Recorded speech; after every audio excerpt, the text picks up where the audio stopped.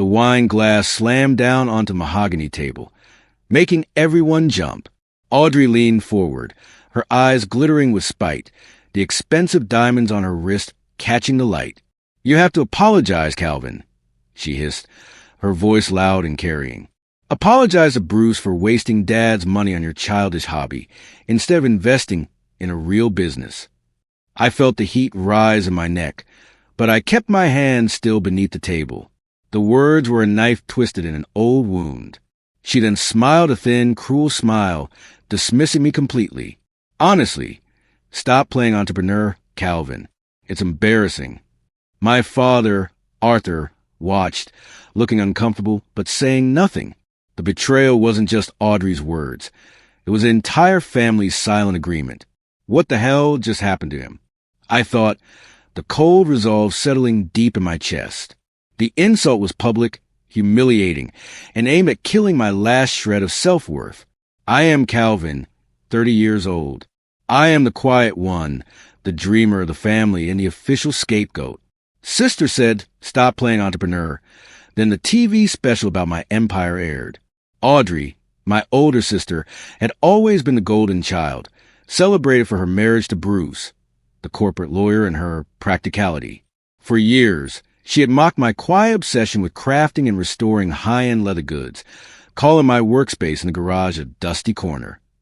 They had all pushed me to use my small inheritance to prop up Bruce's struggling law firm, but I had defied them and invested it in my fledgling business, the Artisan's Mark. I stood up slowly, making sure my movement was calm, and forced a small, tight smile at Audrey. "You're right, Audrey," I said, my voice low. "I apologize for wasting everyone's valuable time." I turned to leave. As I passed the counter, my eyes snagged on a familiar shade of manila. Tucked beneath her car keys was a partially ripped open envelope with my name and my business's name clearly printed on it. It was from City National Bank. My heart seized. It was the crucial small business loan acceptance letter I had been desperately waiting for. It had never arrived. She had intercepted it. The realization was sickening. Her malice wasn't just verbal abuse. It was active, malicious sabotage aimed at destroying my business before it even started.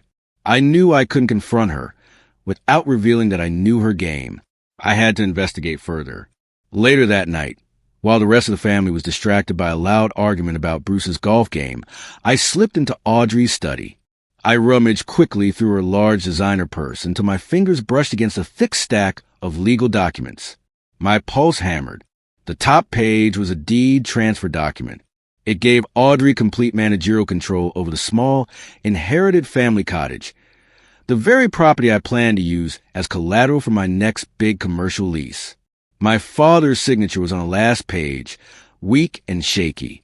The rage was a silent, deep tremor beneath my skin. They had manipulated my kind, confused father into signing away my last piece of leverage. They hadn't just sabotaged my loan. They had tried to steal my only asset. I returned to the living room and cornered Audrey again, but this time I played the foolish victim. "Audrey, I was wondering, did you see any mail from City National Bank? I think they might have lost my loan application papers. I'm so disorganized, you know." She waved a dismissive hand. "Oh, please, Calvin. The bank probably looked at your amateur balance sheet and shredded it. Stop panicking. You're simply not ready for big business." I nodded, feigning sadness. That was the last time I saw my family for a long time. I cut off all contact. I immediately found a small, cheap industrial unit miles away from our suburb and moved every single piece of my equipment out of the home garage. The move was exhausting, but it was a physical act of severing ties. I refused all family calls, citing overwhelming workload and the need to focus. They interpret my silence as shame and failure. I poured every ounce of my frustration and anger into my work, determined that my success would be so large, so undeniable, that their words would crumble to dust. My focus paid off immediately. Through a quiet industry connection, I landed the biggest contract of my life, restoring and refurbishing a collection of extremely rare, century-old Louis Vuitton travel trunks for a reclusive, unbelievably wealthy collector named Mr. Van der Zee. The sheer scale and value of the collection were staggering. The money was life-changing, allowing me to hire 2 full-time artisans and invest in state-of-the-art materials. My childish hobby was suddenly a high-end, bespoke luxury operation. Just as the restoration project peaked, Audrey called, not to apologize or to check on me, but to ask if I could loan Miles a few thousand for a fake investment opportunity she had spotted. I recognized a frantic undertone beneath her smooth voice. She and Bruce were clearly hemorrhaging money. I politely declined, citing my small profit margins. Her condescension was thicker than ever, cementing her belief that I was still struggling. I realized the financial pressure they were under was my ultimate weapon. The final, incredible twist came straight from my client. Mr. Van der Zee was so impressed with the quality and efficiency of the Artisan's Mark that he pitched my story to the National Financial Review Network. They loved the narrative, the hidden craftsman building a luxury empire away from the public eye. They wanted to film a TV special about my company, showcasing the Van der Zee collection. I realized this was the ultimate public, undeniable revenge. I coordinated the launch perfectly. The network agreed to air the 30-minute special titled The Artisan's Mark, From Garage Hobby to Global Empire, on the exact night of the family's mandatory annual holiday dinner. I knew Audrey and Bruce would be there, sitting arrogantly at the head of the table, making their final, desperate play for a loan from my father. I could see the scene in my mind, their perfect, arrogant facade being shattered by a national broadcast. The film crew needed a suitable backdrop. I used a Van der Zee payment to secure a massive, beautiful industrial space in the city's design district, signing a long-term lease. I installed gleaming new machinery and built a stunning, glass-walled office overlooking the workspace. My new facility, massive and high-tech, was the exact opposite of the dusty corner they had mocked. As the filming wrapped, I received an unprecedented call. It was Bruce, Audrey's husband. He was overly friendly, sickly sweet, and full of fake professional respect. He asked if I could consult on a complex patent issue for his firm. I knew he was fishing for information about my current financial health, hoping I was flush enough to lend him money. I maintained my struggling artisan persona, casually mentioning how tough it was to pay the rent on my tiny new workshop. His confidence that I was still small-time was palpable. The night of the family dinner arrived. I arrived late, walking in calmly just as everyone was seated.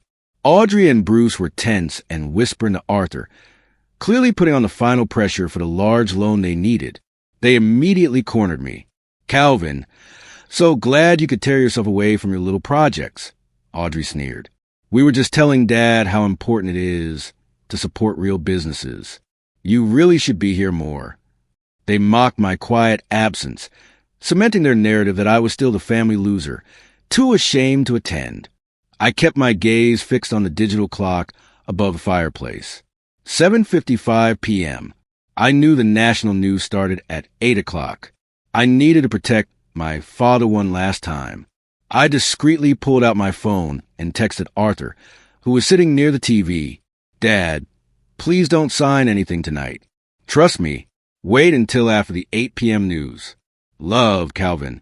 I put my phone away just as Audrey marched up to me, clearly agitated by my quiet rebellion and focused on the impending loan.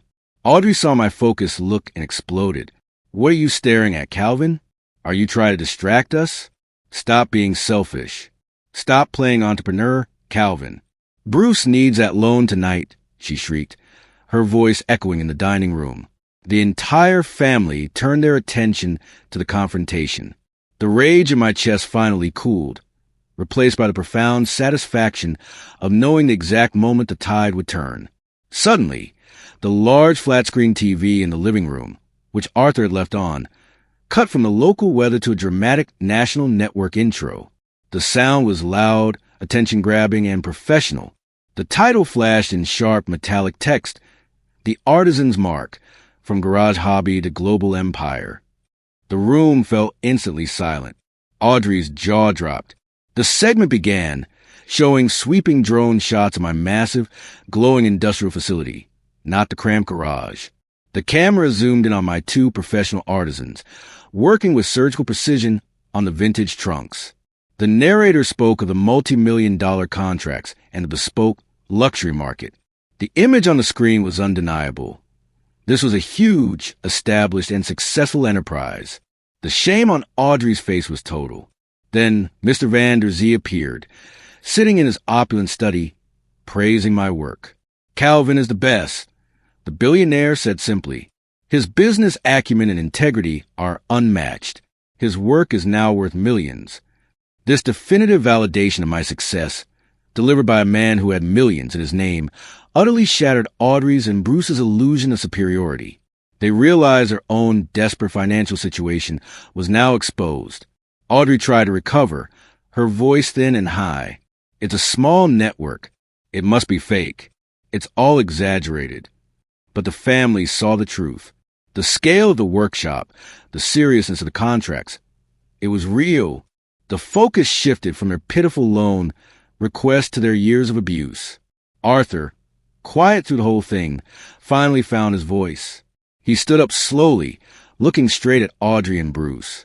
He calmly asked Audrey about the intercepted loan letter and then, chillingly, about the cottage-controlled document. Audrey could only sputter denials and tears. Arthur's face was etched with disappointment. The gaslighting was over. Audrey and Bruce, unable to handle the public collapse of their financial pretense and their reputation, stormed out of the house. They didn't apologize. They just fled, leaving behind their half-eaten dessert and a wreckage of shattered pride. I stayed silent, allowing the full, cold weight of their defeat to settle on the room. The next day, Arthur, armed with the evidence of the TV special and the admission of desperation, voided the cottage-controlled document with the help of his own lawyer, citing fraud and undue influence. I secured my collateral, saved my father from their manipulation, and protected my future. The TV special was a marketing phenomenon. My business exploded. I secured a massive international contract for bespoke travel cases, officially launching the Artisan's Mark into the global market. The scope of my success was now far beyond anything Audrey or Bruce could comprehend. A few weeks later, an official letter arrived from Audrey and Bruce's lawyer. It was not a lawsuit. It was a desperate, humiliating plea. They were asking if I would use my business connections to hire Bruce, or if I would be willing to buy the cottage from them at an inflated price, revealing their total financial ruin.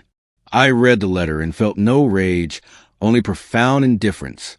I wrote a simple, polite letter back, refusing both requests and wishing them well. I realized my greatest success was not the empire I built, but the quiet strength I found in walking away. My worth was never in question. I just had to build an empire big enough to make the truth undeniable. If you've made it this far, you understand. Respect is non-negotiable. My worth wasn't defined by Audrey's arrogant seating chart, or whether my father believed her lies about my childish hobby. My story proves that silence can be a weapon, and strategic patience can be power against family members who actively try to sabotage your dreams. If this resonated with you, if you've been gaslit into believing your passion is an embarrassment, share it. Tell them. Your silence doesn't make you weak. It means you're building an empire away from their notice. Your boundaries don't make you difficult. Your survival makes you extraordinary. Because the revolution happens when you decide to write your own ending. Your value was never in question. It was only ever waiting to be remembered. Have you ever had to prove your worth to a family that underestimated you? Share your story in the comments below, and don't forget to like and subscribe.